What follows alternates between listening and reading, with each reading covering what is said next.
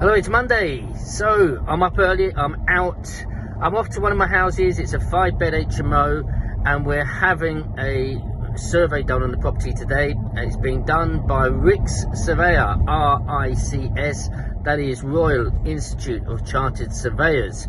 These are surveyors which are on a panel for the mortgage companies. Today it is with, I believe, Shawbrook. So the surveyor will come down and come in and survey the property.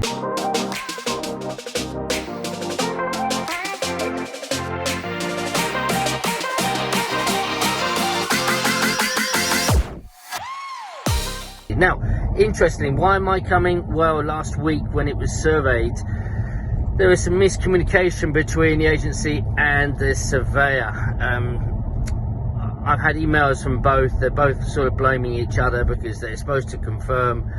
One did, and I don't know. But it's interesting. When you're in the middle, I've ended up paying an extra £250 to the surveyor because he has to come back to complete. What actually happened is the surveyor turned up at the property on time. No one from the agency came because they said that he hadn't confirmed in that morning, and the surveyor knocked on the door, went in, tenants let him in, didn't really know who he was, showed him round, but 2 of the rooms were locked.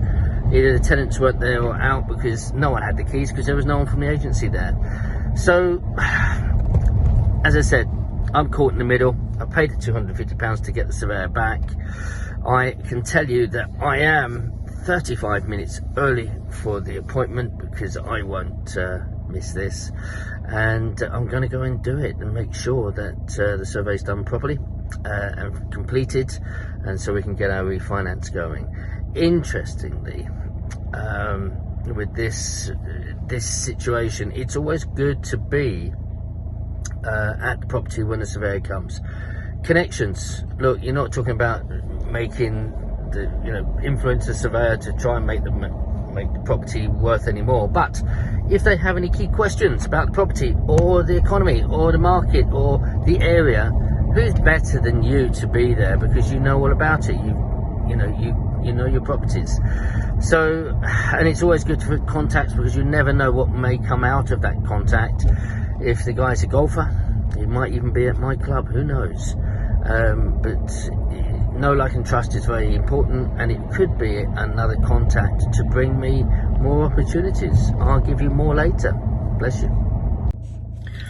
So arriving for surveyor, please arrive on time. I am very fortunate. I have parked right outside the property, so there's no chance he can arrive and go in without me. I can see anyone who comes in or out now. So arrived early. I went to get the keys where they're held, so we got the keys and we're just waiting to go in. Look, golden tip when you're dealing with surveyors, please get there in plenty of time. There's so much more you can do. I've been here sending emails, a few other things. We're always busy. We've got our mobile phones, which is great, so we don't have to spend as much time in the office or at home working. We can sit in our car and still do it. Okay, golden tips. I'll let you know. I'm going to ask the surveyor about the market, what's going on, where he sees things, and I will let you know. Bye. Hello, so I've just been in the property with the surveyor, just come out and he's just gone. So what happened? It was good. He had to see a couple of rooms, like I said. Interestingly, you won't believe this, but one of the keys did not work. I think the tenant has changed the barrel in the lock. So what do? We try to find the tenant. I felt like kicking in the door, but obviously it's our property, so I could do what I want. The tenants knew that they had access today. I know one of the tenants has been a long-term tenant. I've known him for many years. He's been there, and he said, "Trevor, I'm really sorry." He tried to phone the guy, no answer. But what he did is he climbed it through the window and opened the door for us. So that was good because we had to have full access today. It was ridiculous. But that's something that you have to be wary of. That a tenant, all he did was to change the barrel of the lock. So that means that your key is to no effect. It doesn't work. So that will be amended straight away. We will obviously go and change that lock and we will think about that tenant. They will get a warning letter for that, and they will probably get a charge for us changing the lock back, because they can't do that. And very much in that particular room, we have the gas and electric meters, and they need to be accessible. That's hence why we have keys, etc. Talking to the surveyor, very good. He said that the market is very buoyant, still strong for investors, not so much for the residential market. Residential markets, that's where they're selling, and it's still going busy as they've ever been. That's really good and encouraging. And the other thing he said, I said, it's interesting, I'm looking at another house, I'm shocked to see how much the other houses are up for. And he said, well, and he talked about multi-lets and how they value the properties. Now, we seem to have gone back to the prior system where normally what would happen, you would take the annual rent, multiply it by 8.5, and that would give you a commercial value.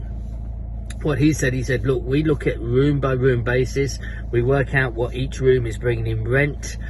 They might take an average depending off, you know, if one or two has en suites or none have en suites. So it would be around about, you know, your annual income, and then I would always multiply it by 8.5 in the old days.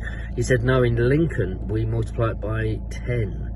So that means that if you're, so let me tell you, I have a 4-bed HMO at the top of town, sorry, at the other end of town, and that brings in around about £1,400 a month. If you multiply that up by 12, that's 160,000 pounds.